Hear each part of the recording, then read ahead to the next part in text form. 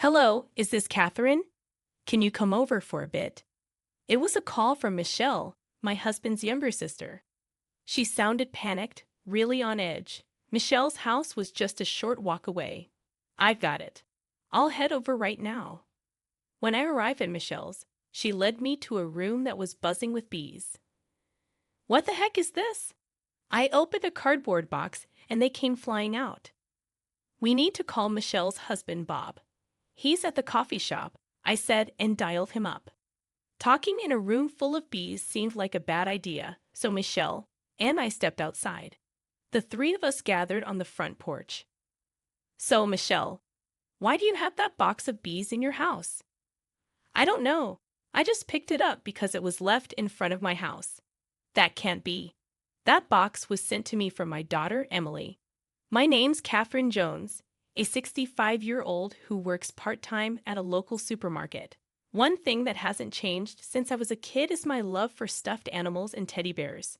Growing up, we didn't have much money, so I couldn't often get stuffed animals or teddy bears. But now that I'm an adult, every time I travel or go out, I buy a teddy bear. Collecting them has become my joy. My husband, Larry Jones, who works at the town city hall, indulges this childlike hobby of mine. About a year ago, there was a teddy bear I desperately wanted. A limited edition online item, a collaboration between a popular brand and character. However, I had never shopped online and was about to give up on getting it. That's when I talked to Larry about it. Leave the online shopping to me. We've started ordering things online at my workplace. Really? Yes. So, I'll order it for you. Oh, Larry, you're always so reliable. Thank you. With that, Larry promptly took out his laptop and showed me how to order, helping me through the process. Whenever I had troubles, Larry was always there to help. After that, I began to order everything online, from daily necessities and groceries to even teddy bears. Around December of that year, the supermarket I worked at entered its busiest season. Being experienced at the job, I started working almost every day. With that, I had limited time to pick up items I'd ordered online. Larry was even busier. Because of this, I decided to reconsider how I received my deliveries. Recently, I learned about a service that allows packages to be left by the front door even if no one is home. Since then, I've been primarily using this option for my deliveries. Just the other day, while I was on break at work, I received an email notification that my package had been delivered. This was nothing new. I'd received similar emails many times before. However, when I got home later, something seemed off. As I entered my house's gate and approached the door, I glanced around but couldn't find the package in its usual spot. Puzzled, I stepped back outside the gate. Strange, I muttered, hearing the sound of crows in the sunset-colored sky. Larry hadn't returned from work yet, but he should be home soon with dinner to prepare. So I put the delivery issue aside and went inside to start cooking. As I focused on preparing dinner, I completely forgot about the missing package. The next few days were busy with house chores and work, and I didn't find the time to address the undelivered package. Then, one Sunday morning, while watching the news, Larry mentioned, "I'm in the mood for that omelette from the cafe." Larry was referring to a cafe owned by his sister Michelle and her husband Bob, who was the chef there. Since both of us had a rare day off, we decided on a whim to visit that cafe. "Would you like to go to that cafe?" Larry asked. "That sounds good. Let's go," I agreed. Although we call it our favorite spot, we only visit about once a month, usually when one of us expresses a desire to go. This is because Bob's omelettes are exceptional and one of Larry's favorite dishes. The cafe was just around the corner from our house. Under a cloudless blue sky, we walked towards it. Upon opening the cafe door, a metal doorbell jingled. "Welcome." "Hey, here you are. Thanks for coming in. Please take a seat at the counter," Michelle greeted us. We were guided to seats right in front of the kitchen counter. Well, both of you together. How are y'all doing?" Bob asked cheerfully. "As always, we're doing well," Larry replied. Even though there were only 4 people inside, the atmosphere felt bustling. I love this cheerful vibe. This place is wonderful, I thought. Bob, can we get two of the usual? Larry asked. Leave it to me, Bob replied. Bob skillfully cracked and whisked 4 eggs, poured them onto a pan, shaped them, and served them onto 2 plates. Lastly, he added some Italian parsley and passed them to Michelle. Here you go, 2 servings of omelettes. This is so delicious, Larry remarked. I've had it many times and I always crave it. After we finished eating, we were served coffee. This dish is always so tasty, isn't it? Thank you, I said appreciatively. With that, Michelle sat across the counter facing me. That's when I noticed something. Michelle was wearing earrings that looked just like the ones I had ordered online. Michelle, those earrings are so cute. Where did you get them? I asked. Michelle smiled and replied, Oh, really? Thank you. I got them online. Yeah, online shopping sure is handy, I commented. Yep, that's right. But when I'm running this cafe all the time, I hardly get back home during the day. I don't even have time to receive packages, Michelle explained. Well, how about asking to have your packages left by the door? I suggested to Michelle.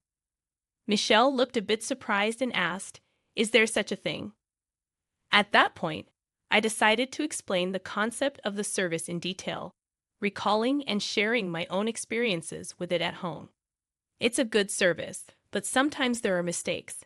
There have been a few instances where I haven't received my packages, even though I've paid for them. I really should call the courier company about it.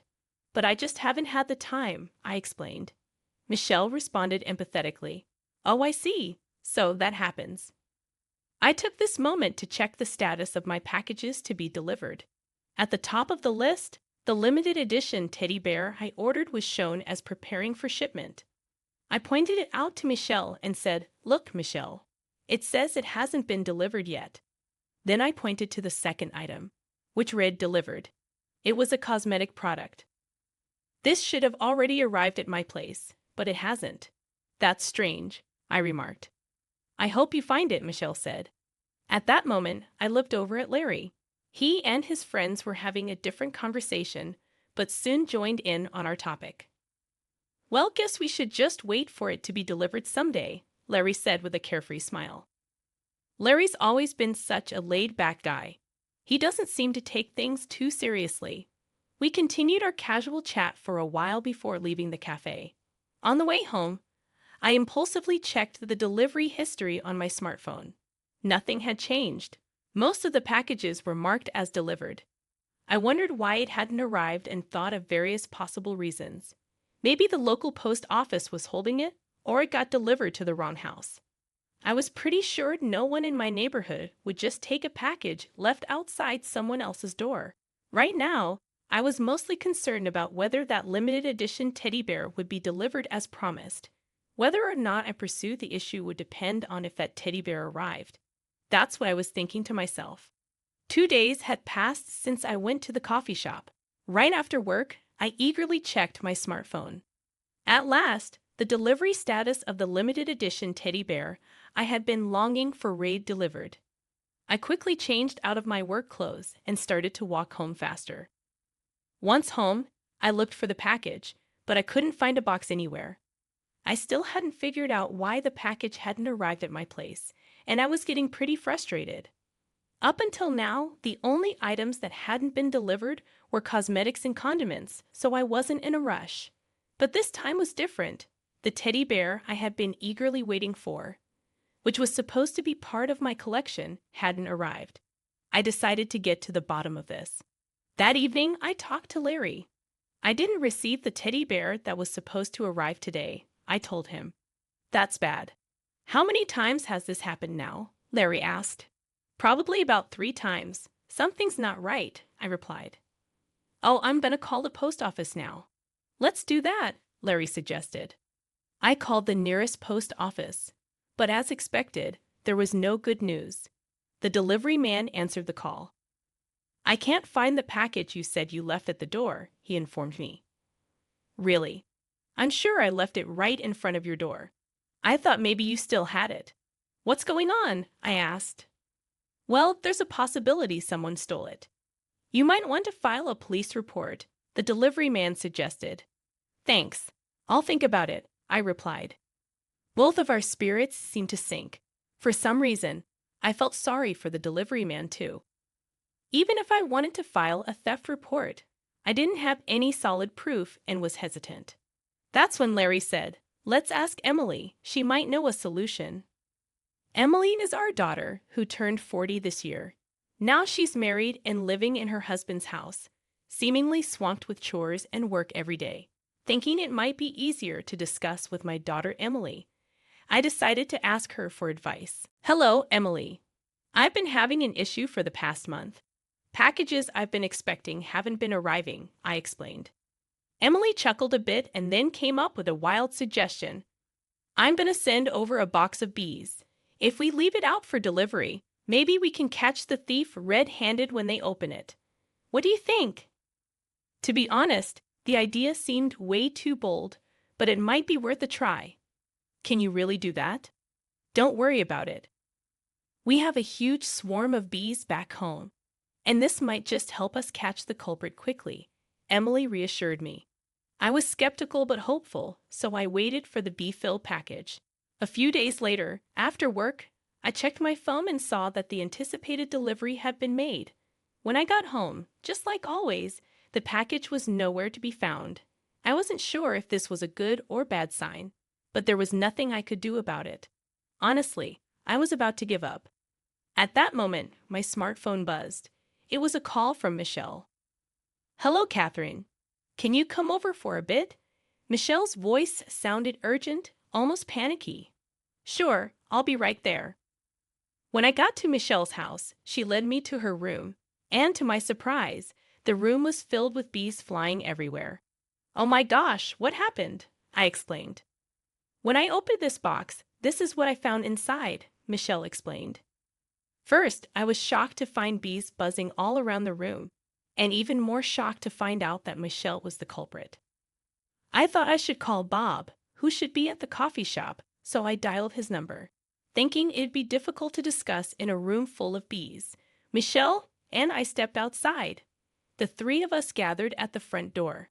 I then asked Michelle, "So, Michelle, any idea why there's a box of bees in this house?" "I have no clue. I just picked it up and opened the box that was outside," Michelle replied. "That can't be right. That box was sent to me from my daughter, Emily," I pointed out. "I told you I don't know," Michelle insisted. "Michelle, did you steal it?" I asked. "No, I didn't. I swear." Michelle raised her voice. "If you say you didn't, mind if I take a look inside? Maybe other stolen stuff might pop out," I suggested. "No way.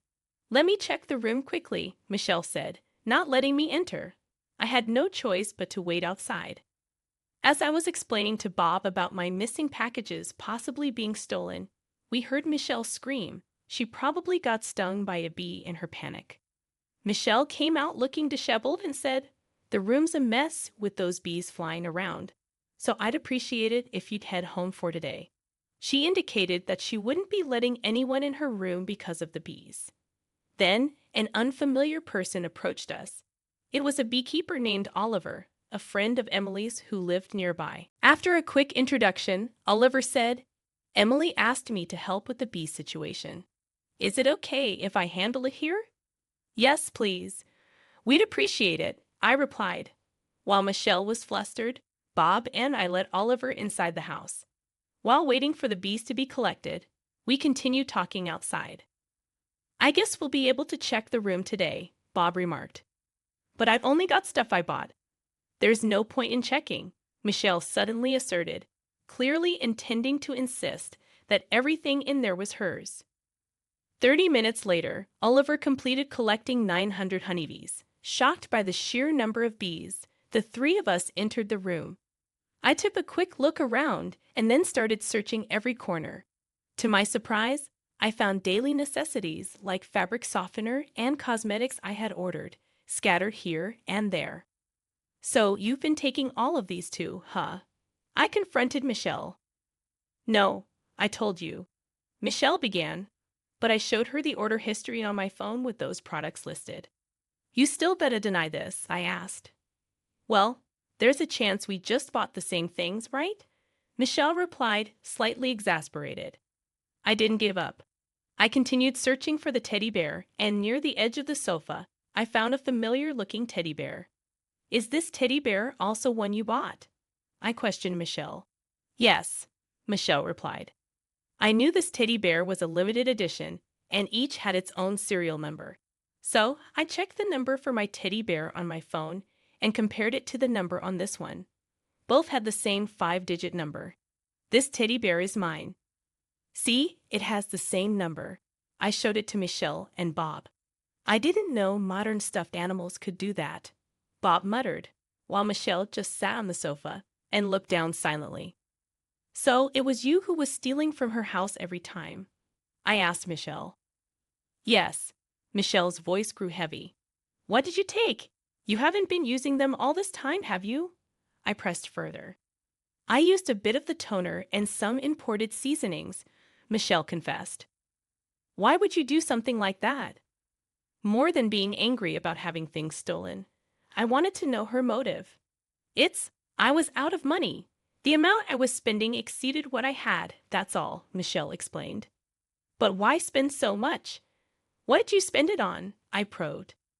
Well, Michelle's words faltered, and she seemed hesitant to talk about it.